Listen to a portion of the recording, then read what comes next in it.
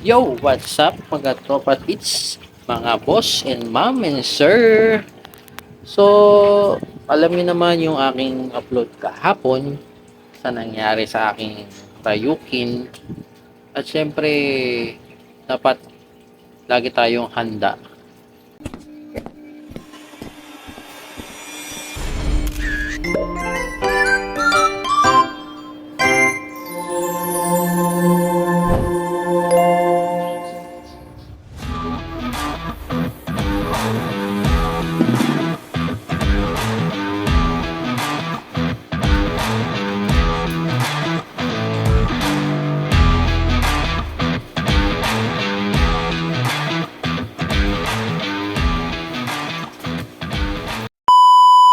Ngayon,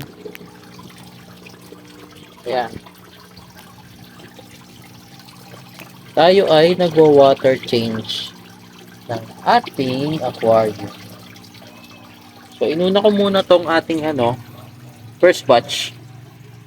At least 50% tapos dagdag na ako ng konti kasi may balak akong mag kaling. Ibig sabihin ko ng kaling, magse-select tayo ng ating, kasi meron na tayo nakita dito na big tulad nito. Ayan, malaki. Iba dyan, oh, diba? Oh, yan, oh, may malalaki na siya. So, kapag ganyan, yung mga babies pa natin, yung maliliit pa, naiiwanan. So, kailangan natin silang tanggalin, ilipat natin sa ibang tank. O kaya, pwede na natin dito ilipat dito sa ating 100G at mabubuhay naman dyan yung malalaki. Kahit ganun kaliliit lang sila. Pero, depende na lang kung pwedeng baka kainin ng malaki. Sila naman yung malaki ko dito eh. Pero malalaki yung nito, yung bunganga nito. Baka possible baka kumain, kakainin to eh. Pero, pwede naman natin tong ilagay sa ibang lalagyan.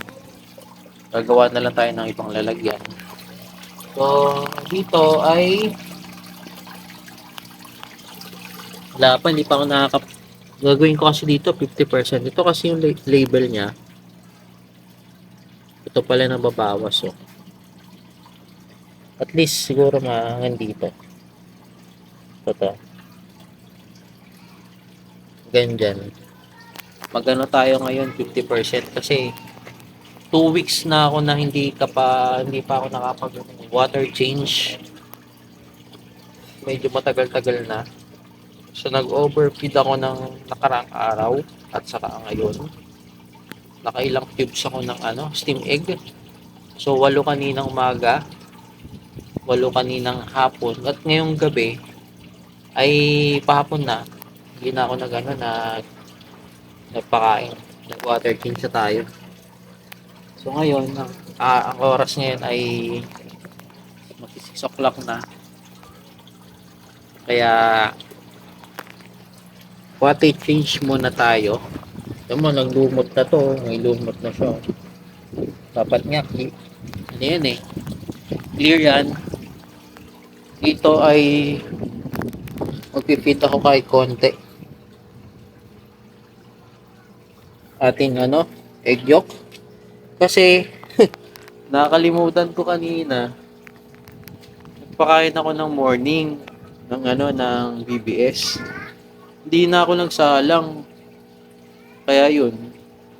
Ngayon pa lang nagasalang, oh. Bukas pa ng hapon. Oh, egg yolk muna sila. Pati dito. Ito malalaki na rin, oh. Saka yung dito. Ito hindi ko na makita, kailangan din yung water change. At ating mga molly. Yan, ay water change na rin ako dito.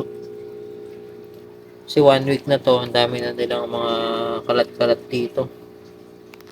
Kailangan na talaga natin yung iwasan ang ating mga tubig. Kapag mag-water change tayo, kapag naghihintay tayo, medyo matagal konting mga tips lang. Pag mag-water change po tayo sa ating mga tank, for example ay meron kayong ganito, ayan, ganyan ni label, ayan, sukat na kayo dito ng kahit man lang ruler, tapos kunyari 8 inches siya, 8 inches, kunin mo dun yung yung percentage ng kahit centimeter mo na nga lang centimeter, tapos kunyari ang 8 inches ay converted sa ibawas mo lang doon yung 20% lang, 30%. Kapag lang kayo kapag hindi naman kayo nag-overfeed, 20% to 30% lang. Tapos kapag naman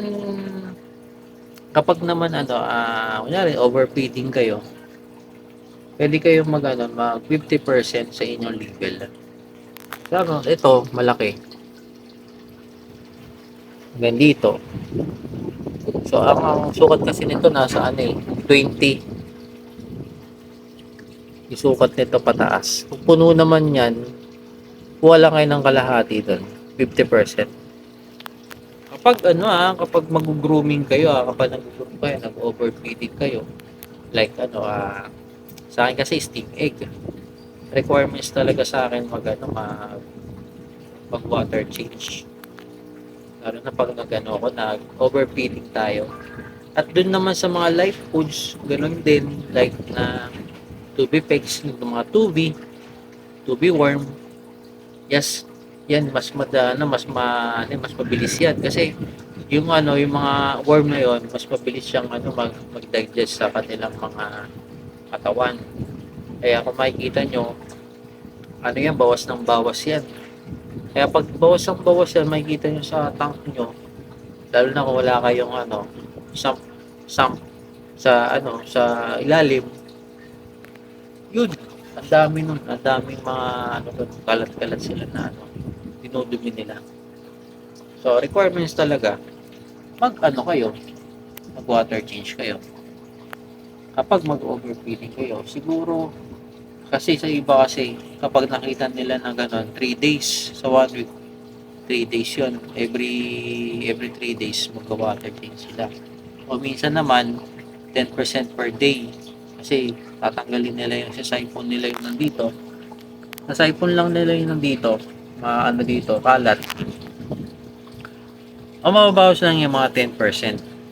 Everyday yun, everyday po yun mga boss. Pero hindi naman kayo nag-overfeeding, hindi naman kayo nag-groom, parang tamang lang, pakain lang, pwede na mga sa once a week 20% ng inyong label ng tubig, mga ganyan lang, 20% to 10% o 30% na label ng tubig sa loob ng 1 week, isang linggo, pwede na yon. Yan natin to kung na puno na ba, kulang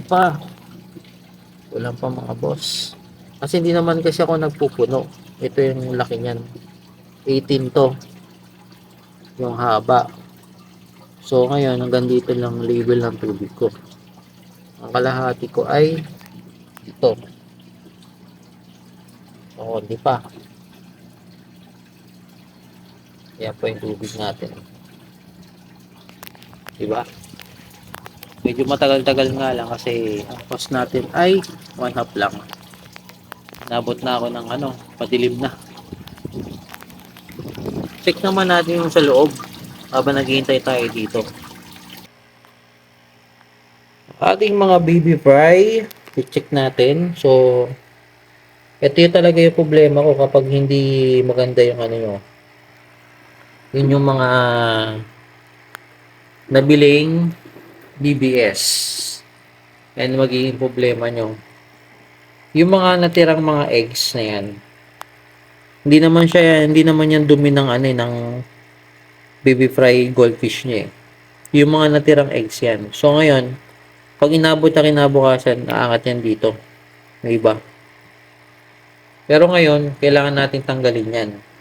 So, unang tab yan ha. Dito naman sa pangalawang tab, check natin. O, di ba? Kapag pangit nang nabili yung mga hatchable na na BBS, ganyan na mangyayari. E di dito, ganoon din.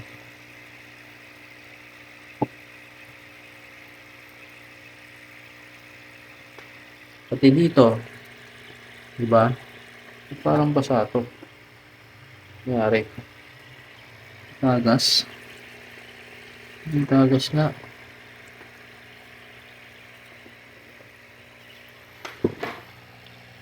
Tapos dito sa ating check natin. So, ganun pa rin. Pero maligsi na siya. Tapos nakapagbawas na siya. Ayan o. So, ngayon, pang 1 day na niya. Yung mga nakakalat-kalat na yan, papalitan na natin yan mamaya ng pilpig. Tapos, meron na siyang bula-bula dito. Papalitan natin yan. Ayusin muna natin yan sa baba. Diba? At dito, parang bawasan. Kasi may na to may crack na to eh. Naparami ata yung tubig ko kanina. May basa oh. So, lipat lang na lang natin. May basa-basa siya.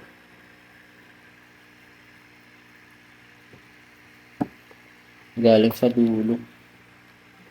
May basa-basa. May malalaki na pala no. Bali na breed ko to ay 11. 11, 12, 13, 14, 15, 16, 17, 18, 19, 20. Ano ba ngayon? Ano ba ngayon? 20.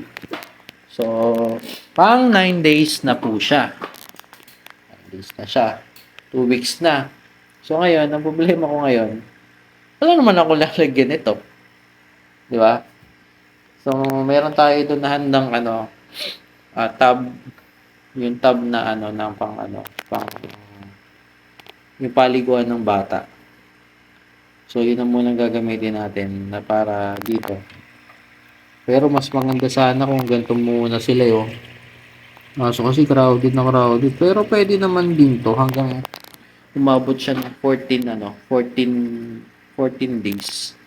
Kaya naman siguro. As long na mawawala sa kanila. Araw-araw ko itong binabantayan. Kapag mayroon nang nawawala. Kasi pag edad-edad na sila, lalo na wala silang pagkain.